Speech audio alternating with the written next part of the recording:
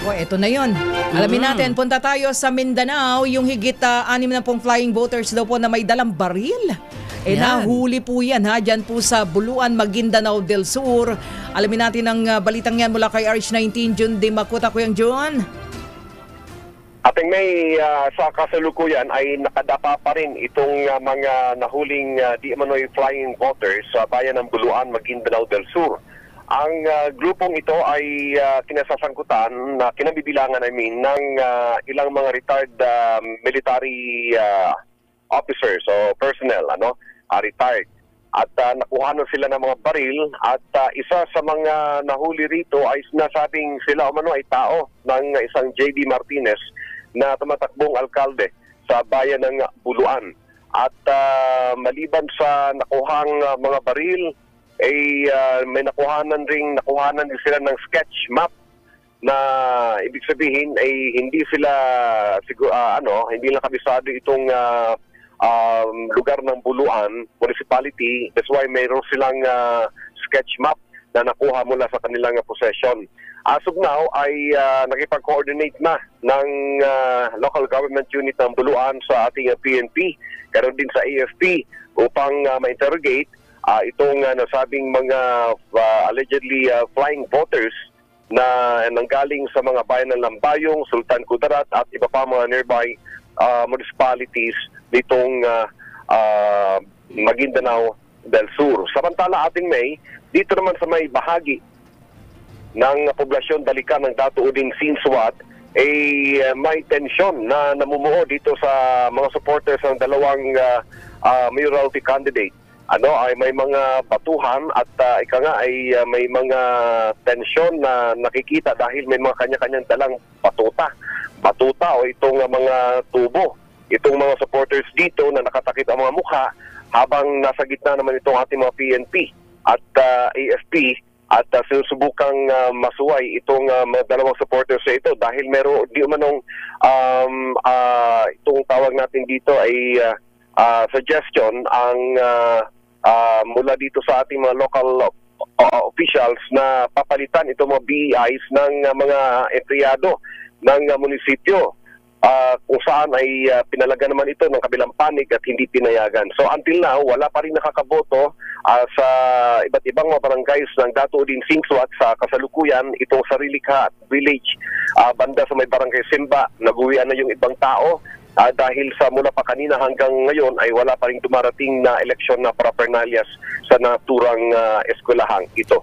So sa Cotabato City naman kung saan tayo ay naririto ngayon ay may mga komisyon na rin naitala at may mga duguan na mga tao dahil nga dito sa mga persahan na rin na sa pagitan ng dalawang mga partido na ito ng mga supporters ating So far, tayo ay susubok pa rin na iikot dito sa North Cotabato. Oo, Kuyang Jun, Milky, bakit Milks, alam mo nakakagulat yun? Imagine mo, pupunta sa mga polling precincts, may dalang mga baril. May dalang baril. Oo. At ang nakalulungkot nito, June, tama ba?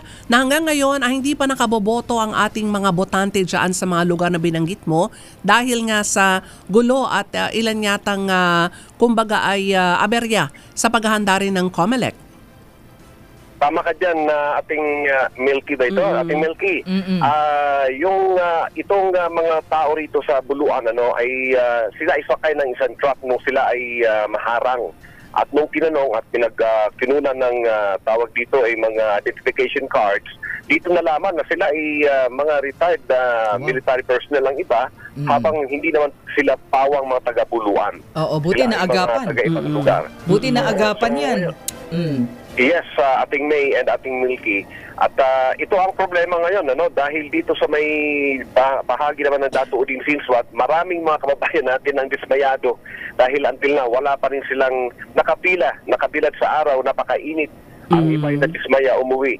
Ang iba ay umaasa pa rin makakaboto at hinihintay pa rin bago mag-alas 7 ng gabi, June. Oo. At sana na monitor ito ng kontradaya na mamaya ay makakausap namin ni May na ilabas na ba sa Dato Uding Sinsuat ang mga ACMs? Ating may mga dumating na nasa munisipyo pa at hindi pa na ilalabas dahil nga sa doon ay nagkakaroon na rin girian dahil nga dito sa suggestion na lumabas, na lumutang, na kailangang papalitan ng mga taga-munisipyo yung BEIs, na kung saan ay pinalaga naman ng kabilang partido. So, ito yung ongoing situation ngayon ating Milky. Kuyang June, meron kasi kaming concern dito, no, yung mga nabalita. Meron daw mga nagpaputok umano ng baril, ano, nagkainitan yung mga taga-suporta na magkatunggaling alkalde diyan sa bayan na yan. Would you know, may update ka? Yes, ating may totoo yan.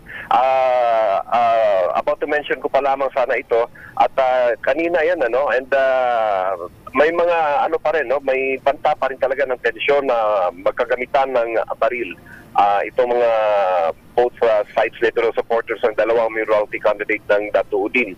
At sino ba yung mga kandidato sa pagka-mayor, June, dyan sa Dato Udin Sinsuwat? Ang incumbent mayor dito ay si Dato Lester Quesada Sinsuat.